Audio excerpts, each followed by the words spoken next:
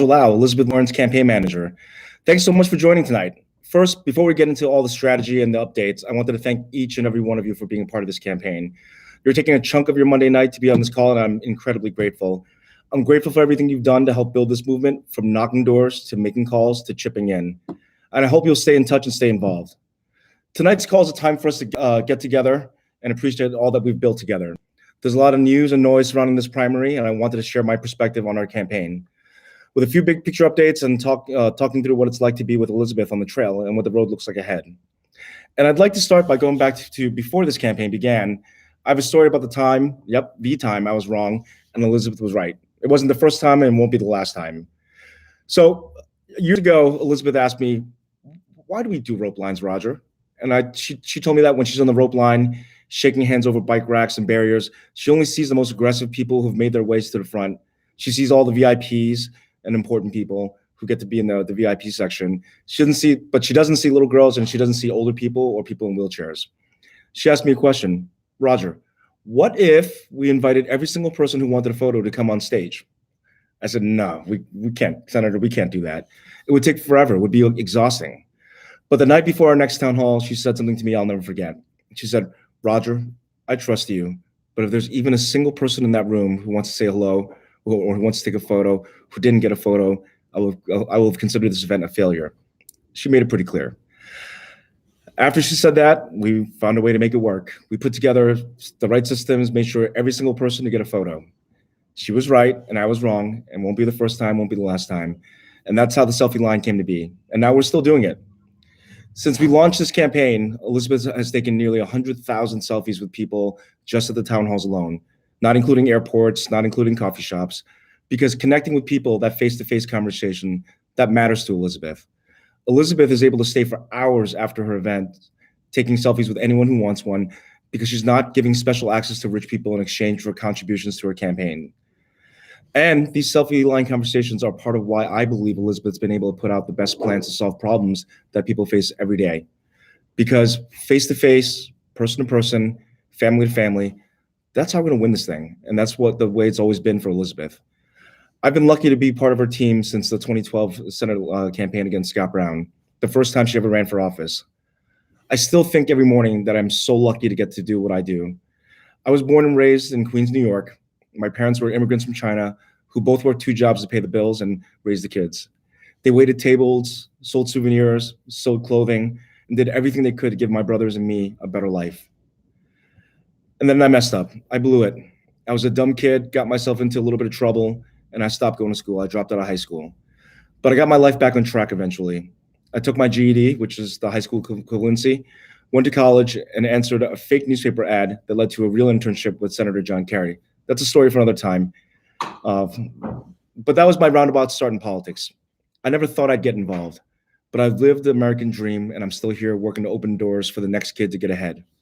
That's why I'm in this fight with Elizabeth, because she's seen it too. She's lived it and she gets it. I get up every morning. I love what I do because I get to work for a candidate I respect, like Elizabeth, and I get to spend time with volunteers and staff and people like you who keep on pitching in to keep our democracy moving. So what have we been up to? What have we been building over the course of this year? As many of you might remember, we launched this campaign almost exactly a year ago on New Year's Eve, and it's been an incredible year with your support.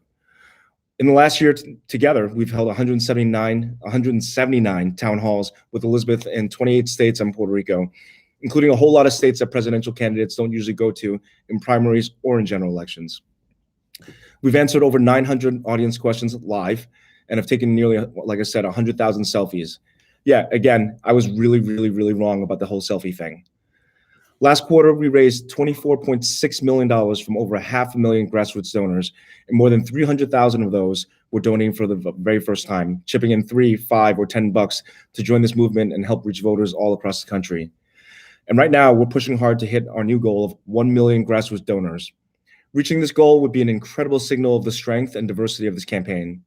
So if you're thinking about chipping in for the very first time or know someone who is, your first contribution today can help this grassroots movement reach our very next milestone.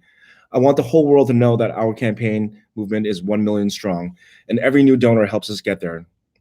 On top of all this, we've recently announced our campaign co-chairs, three amazing congresswomen elected in the 2018 Blue Wave. Representatives Deb Haaland from New Mexico, Katie Porter from California, and my longtime friend Ayanna Pressley from right here in Massachusetts. This is just a slice of what we've gotten done in the last year. But the most important part of this has been meeting so many of you all around the country. Yeah, we've done a lot of traveling. Elizabeth's seen firsthand the consequences of the problems we face in some of the places most affected by them. She's gone to places like Kermit, West Virginia, to talk about how we're fighting to end the opioid crisis, and to the Mississippi Delta to talk about affordable housing. We've hosted nearly 200 town halls where Elizabeth takes live questions and hears exactly what's on people's minds directly.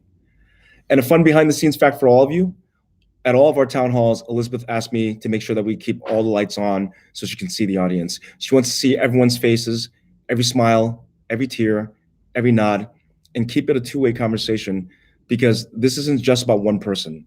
This is about all of us coming together to fight for big structural change. And before I share a bit more about one of our first campaign swings through Iowa, I need to make a quick plug.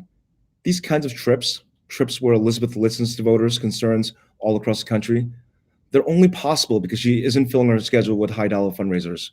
So if you've contributed before or tuning in into this call today to decide if you want to, anything you chip in today will make a huge difference in helping to grow our movement. Again, Elizabeth doesn't take super PAC money, she doesn't take Washington lobbyist money, and she doesn't hold closed-door, high-dollar fundraisers. Your contribution will go towards hiring more organizers, recruiting more volunteers, opening new offices, and getting more people out in our communities with Elizabeth's message. And with the Iowa caucus less than 50 days away, it's critically important that we do everything we can to amplify her message and reach undecided voters. So, speaking of Iowa, we launched our Iowa campaign in January by traveling to towns like Council Bluffs, Sioux City, and Storm Lake. Now, for those of you who might not know Iowa geography all that much, these are all in the northwestern part of the state. It's conservative, it's rural, it's territory most people would call deep red. It matters to Elizabeth that we campaign in places like that, not as an afterthought or as a courtesy, but that we really speak to these people in these communities about the issues they face. Elizabeth grew up in Norman, Oklahoma. Her family has survived the Great Depression and the Dust Bowl.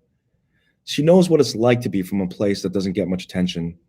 She went out to these counties in Northwest Iowa, and it wasn't a one-time thing. She kept coming back and having conversations about how we're going to break up big ag and level the playing field for family farmers. She kept coming back and talking about how we can empower farmers to combat climate change. She kept coming back and talking about rural broadband and the importance of keeping rural hospitals open.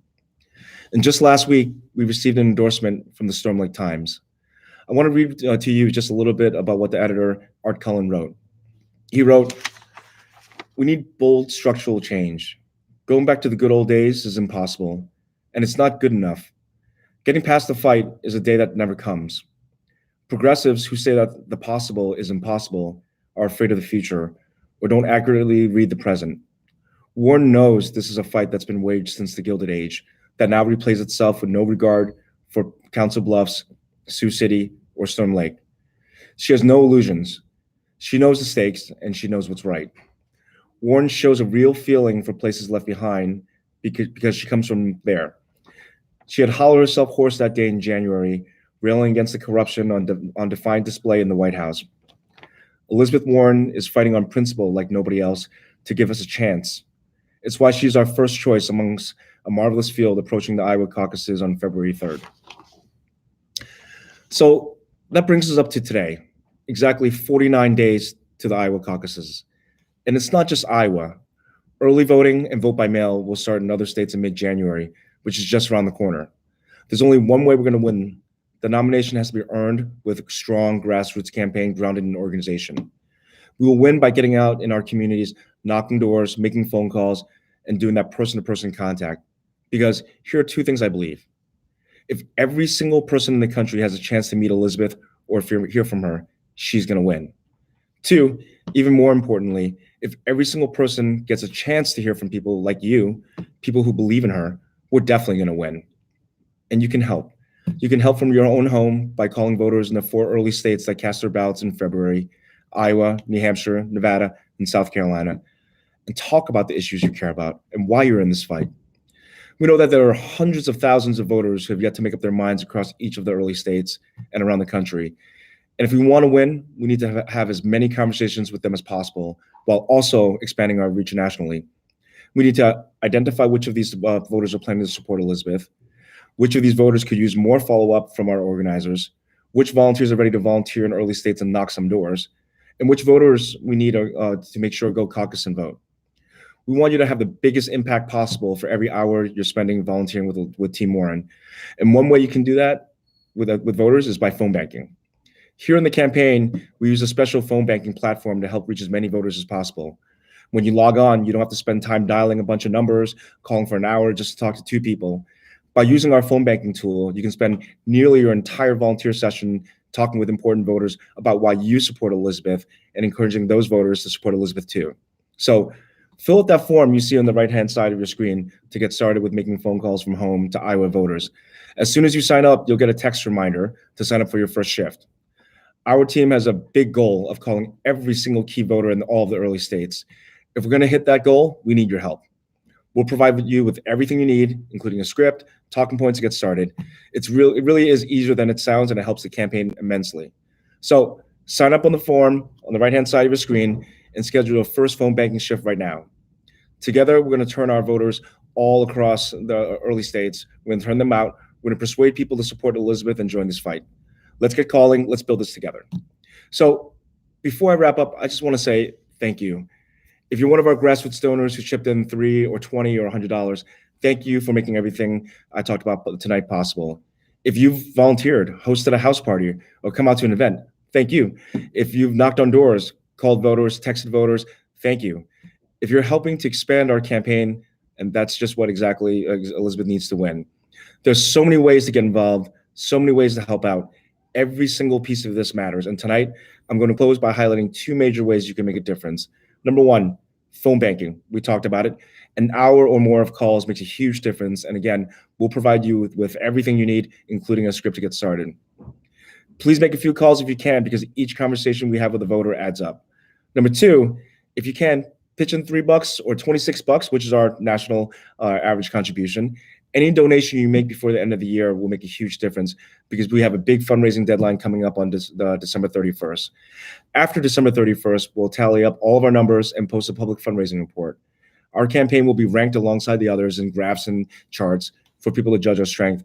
And those new headlines might be the last thing a voter sees about Elizabeth before voting begins.